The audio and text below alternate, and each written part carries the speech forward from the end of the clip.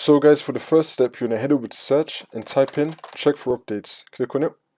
And then once you're on this, you're going to click on check for updates. Make sure the computer is fully up to date. And now for the second step, you're going to head over to search again and type in disk cleanup. Click on it. And now once you're on this, if you have multiple drives, make sure that you select your Windows drive. It's going to have the Windows logo on it.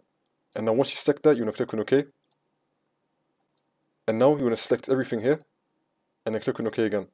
And then click on delete files. And now for the next step, you're going to head over to search again and type in File Explorer. Click on it. And now once you're on this, on the left hand side, you're going to scroll down and click on this PC. Now you're going to find the drive where you have Windows installed on. You're going to right click on it, and then click on Properties, and then click on Tools. And then where it says Error Checking, you're going to click on Check. And then click on Scan Drive. Then you want to run the scan as well. And then once you run that scan, now for the next step, you're going to head over to Search and type in System Configuration. Click on it. And then once you're on this, you're going to click on Boot, and then click on Safe Boot, and then click on OK. And then click on Restart. Keep on watching the video.